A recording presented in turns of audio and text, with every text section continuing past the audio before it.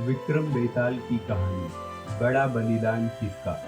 बेताल 25। हर बार की तरह राजा विक्रम फिर बेताल को पेड़ से नीचे उतारता है और पीठ पर लादकर उसे योगी के पास ले जाने के लिए चल देता है। ऐसे में एक बार फिर बेताल राजा विक्रम को बोलने पर विवश करने के लिए एक नई कहानी कहना शुरू करता है। कहानी है राजा रूपसेन और अंगरक्षक वीरवर की। वर्धमान राज्य में रूपसेन नाम का एक राजा राज किया करता था। राजा बहुत ही साहसी, दयालु और न्यायप्रिय था। यही वजह थी कि केवल वर्धमान में ही नहीं बल्कि उसके राज्य से सटे सभी राज्यों में भी राजा रूपसेन के व्यक्तित्व की मिसाल दी जाती थी। एक दिन रूपसेन के दरबार में वीरवर नाम का एक व्यक्ति आया। जब राजा ने उसके आने की वजह पूछी तो वीरवर बोला, मुझे नौकरी चाहिए और मैं अंगरक्षक के तौर पर आपकी सेवा करना चाहता हूँ। वीरवर की यह बात सुनकर राजा ने कहा, मैं तुम्हें अपना अंगरक्षक बना सकता हूँ, लेकिन उसके लिए तुम्हें अपनी कार्यकुशलता सिद्ध करनी होगी ताकि मैं यह तय कर सकूं कि तुम मेरे अंगरक्षक बनने के लायक हो भी या नहीं। राजा की यह बात सुन वीरवर फौरन तैयार हो गया। उसने अपने बाहुबल के साथ अपना शस्त्र कौशल भी दिखाया। वीरवर की सभी विशेषताओं को देखकर राजा रूपसेन बहुत प्रभावित हुआ। राजा ने पूछा, वीरवर बताओ, अगर मैं तुम्हें अपना अंगरक्षक बनाता हूँ तो तुम्हें प्रतिदिन खर्च के लिए क्या चाहिए। राजा के इस सवाल पर वीरवर बोला, महाराज आप मुझे 1000 तोले सोने दे देना। वीरवर का इतना कहना था कि दरबार में मौजूद सभी लोग हैरान होकर वीरवर की ओर देखने लगे। राजा रूपसेन भी वीरवर की मांग पर आश्चर्य में पड़ गया। हो भी क्यों न, वेतन के रूप में वीरवर ने इतनी बड़ी रकम जो मांग ली थी। राजा ने गंभीर होकर वीरवर से पूछा, तुम्हारे परिवार में कितने लोग हैं। वीरवर ने उत्तर दिया, कुल 4 महाराज, मैं, मेरी पत्नी, एक बेटा और एक बेटी। वीरवर का जवाब सुन राजा ने मन ही मन सोचा कि आखिर 4 लोगों के भरण पोषण के लिए इसे इतने धन की क्या आवश्यकता। फिर कुछ सोचकर उसने वीरवर को 1000 तोला सोना प्रतिदिन बतौर खर्च देने की बात मान ली। काम सिर्फ इतना था कि उसे हर रात राजा की सुरक्षा के लिए राजा के कक्ष के बाहर पहरा देना था। राजा यह जानना चाहता था कि वीरवर इतने धन का क्या करेगा। उसने वीरवर को 1000 तोला सोना देकर रात में नौकरी पर आने को कहा और गुप्त रूप से कुछ सैनिकों को उसके पीछे लगा दिया। वीरवर नौकरी और मनचाहा वेतन पाकर बहुत खुश हुआ।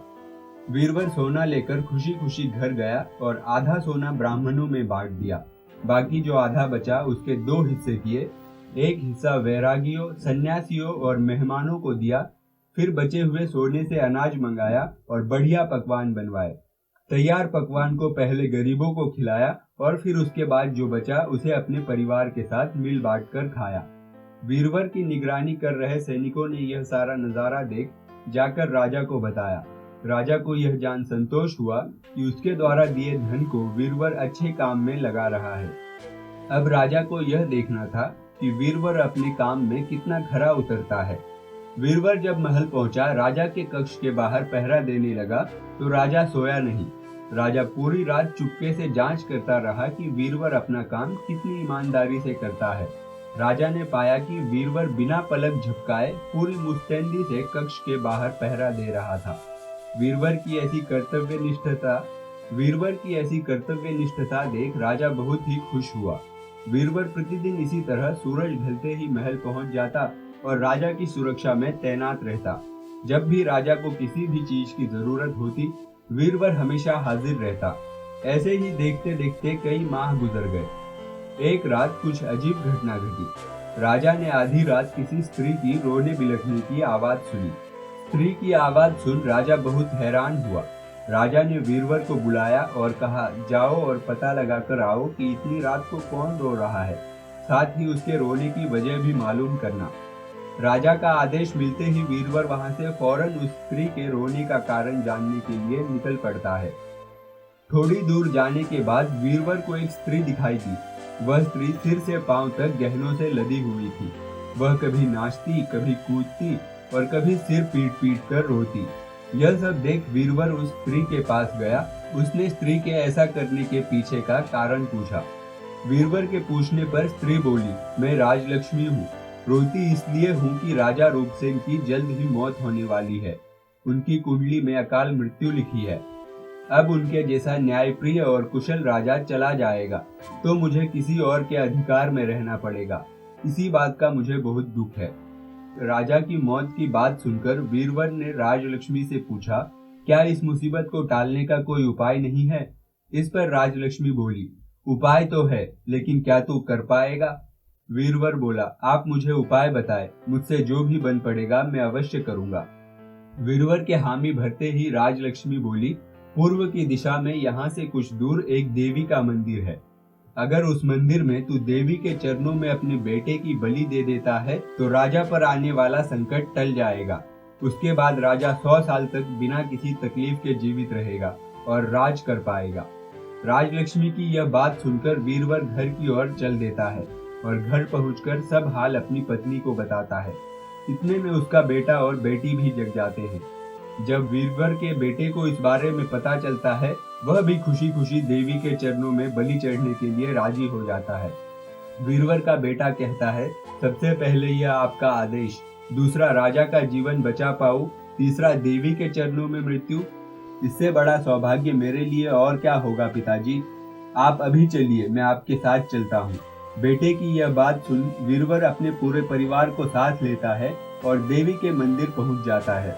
मंदिर पहुंच वीरवर ने अपनी तलवार निकाली और यह कहते हुए, माँ यह बलि स्वीकार करो और मेरे राजा को लंबी आयु प्रदान करो, बेटे का सिर धड़ से अलग कर दिया। भाई की मौत पर वीरवर की पुत्री भी माता के चरणों में सिर पटक कर अपनी जान दे देती है। पुत्र और बेटी दोनों के मर जाने पर वीरवर की पत्नी कहती है, पुत्र और पुत्री दोनों को खोने के बाद मैं भी जीना नहीं चाहती। इतना कहते हुए वीरवर की पत्नी वीरवर के हाथ से तलवार छीन अपना शीश माता के चरणों में चढ़ा देती है। पत्नी की मृत्यु के बाद अब वीरवर सोचता है कि मैं अपने परिवार में अकेला रह गया हूँ, तो फिर मेरे जीने का भी क्या फायदा। यह सोचते हुए सामने पड़ी तलवार से वह खुद को भी खत्म कर लेता है। जब इस बारे में राजा रूपसेन को मालूम हुआ तो वह भी मंदिर पहुंचे और सारा नजारा देख बहुत दुखी हुए। उन्होंने सोचा कि मेरी जान बचाने के लिए 4 लोगों ने अपनी जिंदगी गंवा दी। ऐसे में धिक्कार है मेरे राजा होने पर। ऐसे जीवन का मैं क्या करूंगा। बस यही सोचकर राजा अपनी तलवार खींच लेता है। राजा अपनी तलवार से अपनी गर्दन काटने जा ही रहा था कि तभी अचानक वहां देवी प्रकट हो जाती है। देवी कहती है, राजन मैं तेरे साहस से प्रसन्न हूँ। तू जो भी वर मांगेगा तुझे वह हासिल हो जाएगा। देवी की यह बात सुन राजा कहता है, देवी आप वीरवर और उसके परिवार को जिंदा कर दो।